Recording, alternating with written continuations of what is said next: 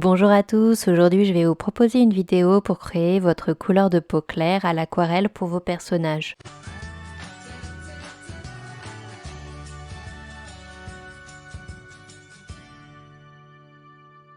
Le mélange doit être bien dosé pour avoir un beau rendu. Pour créer votre couleur, je sors le nuancier de toutes les couleurs disponibles dans la boîte de Goded Aquarelle. Pour choisir les couleurs à mélanger, il faut mieux se baser sur le rendu des couleurs une fois peintes sur le papier. 3 couleurs sont essentielles pour créer une couleur chair. Un rouge, un jaune et un bleu. Vous pouvez voir que sur mon nuancier, j'ai beaucoup de choix au niveau des jaunes et des rouges et je vais partir sur un bleu nuit. Je vais aussi utiliser un peu de blanc pour pouvoir diluer les pigments. Passons directement au mélange. Je commence par déverser de l'eau claire directement dans le récipient où je vais mélanger toutes mes couleurs. Mon image est assez grande et j'ai besoin d'avoir assez de couleurs pour pouvoir la peindre. N'hésitez pas à mettre beaucoup d'eau pour éviter de devoir refaire des couleurs et ainsi avoir 2 couleurs différentes pour la même peinture. Je commence par choisir le rouge. Celui-ci ne doit pas être trop foncé ni trop clair. Il faut vraiment un rouge assez profond et éviter les rouges bordeaux. Pour le jaune, il faudrait plutôt se rapprocher de jaune couleur ocre et un peu sableux. Et pour le bleu, il faut vraiment un bleu couleur nuit très foncé et intense. On va dès à présent commencer le mélange. Je mouille mon pinceau principal et je dépose cette eau sur les différents godets que j'ai choisis préalablement. Ça permet d'activer la peinture et qu'elle soit prête à être déposée dans l'eau pour créer le mélange.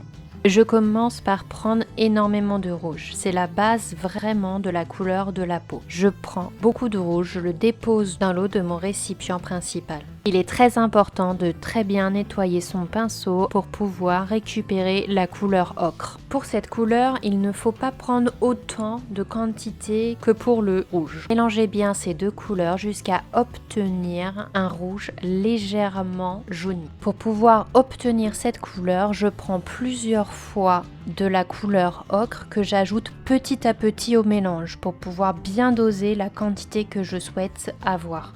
Je recommence l'action plusieurs fois car la couleur ne doit pas être trop rouge ou trop rosée. Je rince bien mon pinceau pour pouvoir ajouter le bleu. Pour cette couleur, il faut en rajouter très peu. Je vous conseille donc de juste tremper la pointe d'un pinceau plus petit que le précédent pour éviter d'ajouter trop de peinture. Je mélange énormément les différentes couleurs et je décide de rajouter un peu de bleu car je trouve que la coloration n'est pas assez foncée. Si je dépose directement cette couleur sur le papier, le rendu sera trop foncé et n'aura pas un rendu naturel. Je décide donc d'utiliser le godet blanc, très peu d'utiliser normalement en aquarelle, vu que le blanc est le blanc du papier, pour pouvoir éclaircir la couleur de ma peau claire. Je décide de doser petit à petit le blanc pour pouvoir obtenir la couleur que je souhaite. Surtout, si vous mettez trop de bleu ou trop de blanc, n'hésitez pas à reprendre du rouge et du jaune pour pouvoir rebalancer la couleur. La couleur souhaitée à la fin est une couleur rose qui tire un peu vers le rouge. Surtout, n'oubliez pas que le rendu doit être plus foncé vu que vous allez utiliser cette couleur dans de l'eau et du coup diluer ses pigments. C'est super d'avoir pu créer la peinture qu'il faut avec la bonne couleur, mais il faut aussi savoir comment bien l'étaler. Pour cela, je vous fais une petite démo en accéléré. Au départ, j'ai déposé une couche très fine d'eau et de peinture. Cette couche est tellement légère qu'on arrive à peine à la distinguer de la couleur du papier. Le principe est d'humidifier la feuille pour faire des dégradés très doux et de créer les formes de la main. Avant de commencer, rappelez-vous toujours d'où vient la source de votre lumière. Les zones qui seront les plus claires sont celles où la lumière tapera le plus. Dans mon cas, cette lumière se trouve à droite de la feuille, un peu plus haut que la main. J'utilise 2 pinceaux. Le pinceau noir pour déposer de la peinture et le beige pour étaler la couleur, mais aussi pour ajouter un peu d'eau claire. Seul ce dernier pinceau est nettoyé, car il doit rester le plus propre possible. Il me permet aussi de retirer de la peinture quand j'en ai trop mis. Pour cela, après l'avoir passé dans un réservoir à eau, séchez-le sur un tissu. Désormais, vous pouvez alors ôter délicatement les pigments qui sont trop présents. Faites à nouveau ces actions si vous avez toujours trop de peinture. Pour intensifier la coloration de mon dessin, je répète toujours les mêmes étapes.